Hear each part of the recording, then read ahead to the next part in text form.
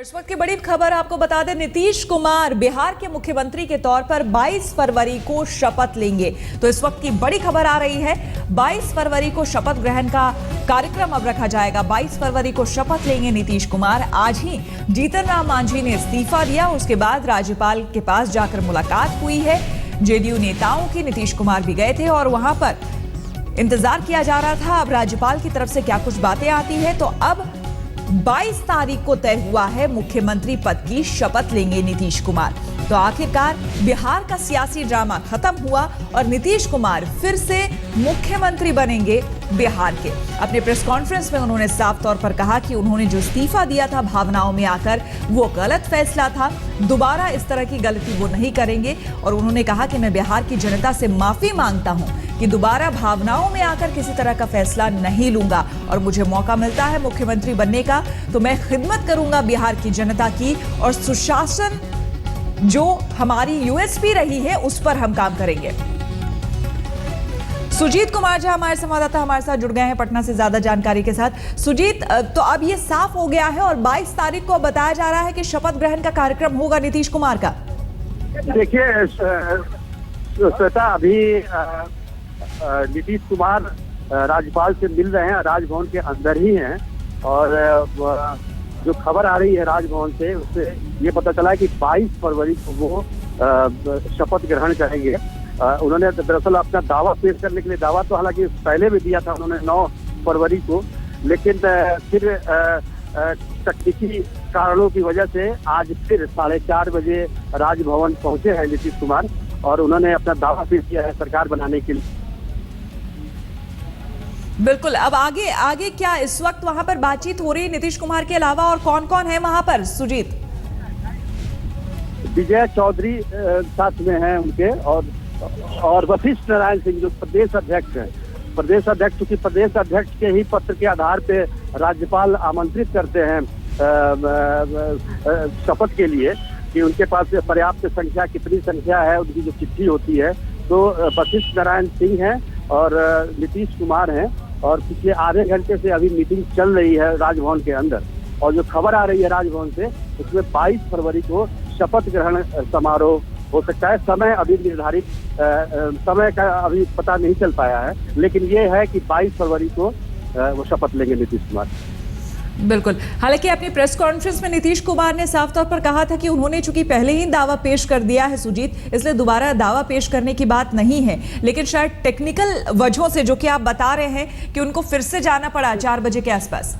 जी, तो एक तकनीकी कारण है कि ये भी कारण बताया जा रहा है कि अभी जो जीतन राम मांझी की सरकार जिन्होंने इस्तीफा दिया था, वो भी जेडीयू से ही जुड़े हुए हैं। अगर सरकार गिरी है तो जेडीयू की गिरी है, और फिर जेडीयू को ही आमंत्रित करें, तो उस आधार पर कई तकनीकी कारण जो संविधान विशेषज्ञ बताते हैं, काफी राय मशुरा किया नीतीश कुमार ने कानून विशेषज्ञों से, संविधान विशेषज्ञों से।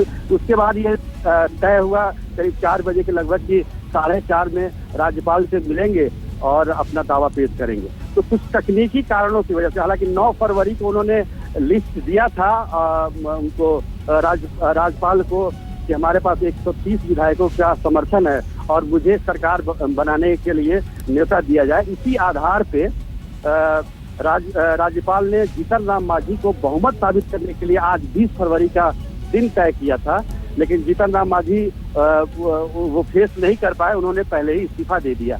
तो इस कारण से भी नीतीश कुमार को दोबारा दावा पेश करना पड़ा। बिल्कुल, और क्या अब भी किसी तरह की औपचारिकता बाकी रही है, या फिर अब सब कुछ हो गया है? राज्यपाल की तरफ से जिस तरह से न्योते की बात कही जाती है कि राज्यपाल की तरफ से ये कहा जाएगा कि आप आगे किस तरह से कार्रवाई हो या आगे किस तरह से मूव किया जाए, अब वो सब कुछ हो चुका है, औपचारिकताएं सारी हो चुकी हैं? देखिए श्वेता, अभी मीटिंग चल रही है राजभवन के अंदर। अभी नीतीश कुमार और राज्यपाल केसीनाथ त्रिपाठी की बैठक चल रही है। बाहर निकलने के बाद ही कुछ स्पष्ट हो पाएगा, लेकिन एक ये खबर अंदर से आई कि 22 फरवरी को शपथ ग्रहण समारोह होगा, और वो बाकी बातें जो है नीतीश कुमार बाहर निकलते हैं राजभवन से तो सारी चीजें स्पष्ट हो पाएंगी। सुजीत, मांझी जी का क्या होगा, इस बारे में जेडीयू क्या फैसला करेगी या फिर आगे क्या कुछ कार्रवाई हो सकती है उन पर, इस बारे में अभी कोई बातचीत या कोई जानकारी है आपके पास? देखिए, मांझी को तो पहले से पार्टी से निकाल चुकी है जेडीयू, असंबद्ध है वो, बिना किसी दल के वो विधायक हैं अभी। और बाकी जो 7 मंत्री उनके साथ हैं उनको सस्पेंड किया है। तो आज जो घटनाक्रम हुआ, जो विधानसभा जाने से पहले ही इस्तीफा देने के पीछे एक वजह ये भी बताई जा रही है कि इनके बैठने का जो अरेंजमेंट होता, जो मंत्री हैं, जो मंत्री हैं बल्कि अभी भी हैं मांझी सरकार में, तो वो जेडीयू के साथ उनको बैठना पड़ता।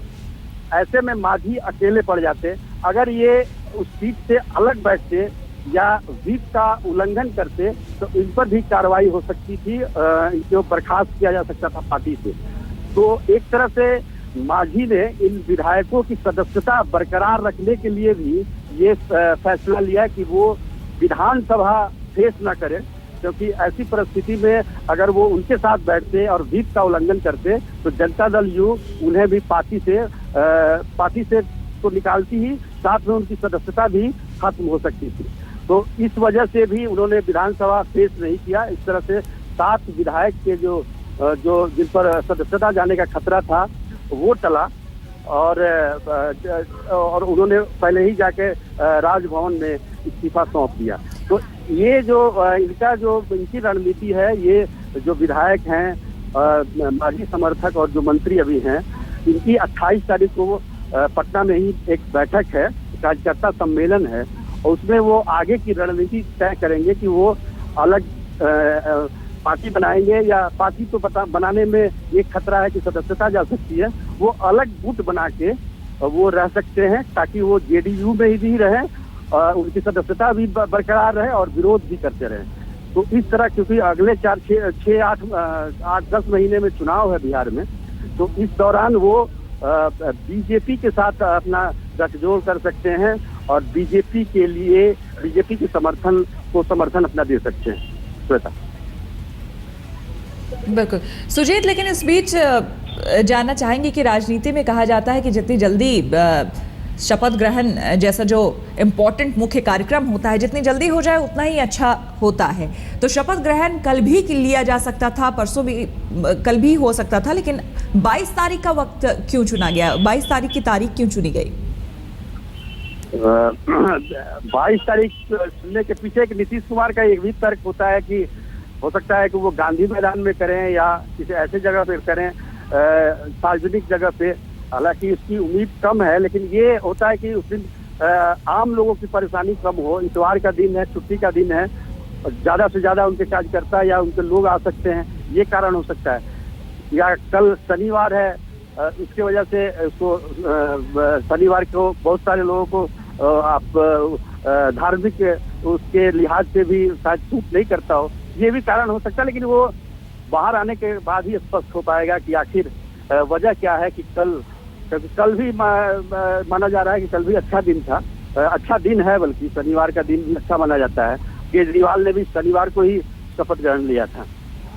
बिल्कुल, और कुछ केजरीवाल के अंदाज में ही उन्होंने अपना प्रेस कॉन्फ्रेंस भी किया था। जिस तरह से अरविंद केजरीवाल विधानसभा चुनाव के दौरान दिल्ली की जनता से माफी मांगते रहे थे, कुछ उसी अंदाज में नीतीश कुमार ने भी बिहार की जनता से माफी मांगा अपने इस्तीफे के लिए। बिल्कुल, इस्तीफा मांगा, ये माफी मांगी, और हमको लगता है कि पहली बार इस तरह से स्पष्ट तौर पे उन्होंने कहा कि मुझसे गलती हुई और मुझे इस्तीफा नहीं देना चाहिए था।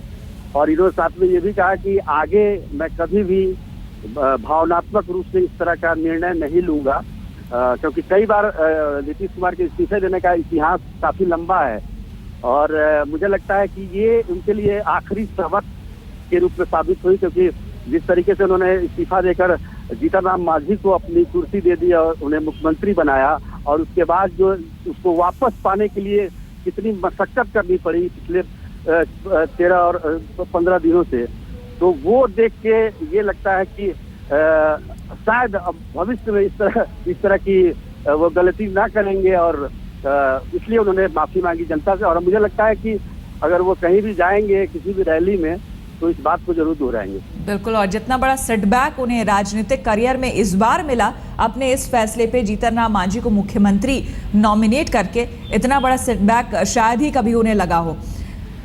तो इस वक्त आपको बता दें 22 फरवरी को शपथ लेंगे नीतीश कुमार। इस वक्त राजभवन में बातचीत चल रही है राज्यपाल से, इंतजार है उनके बाहर निकलने का और उसके बाद ऑफिशियली एक बार औपचारिक तौर पर इसका ऐलान कर दिया जाएगा 22 फरवरी को। लेकिन फिलहाल बताया जा रहा है शपथ ग्रहण करेंगे।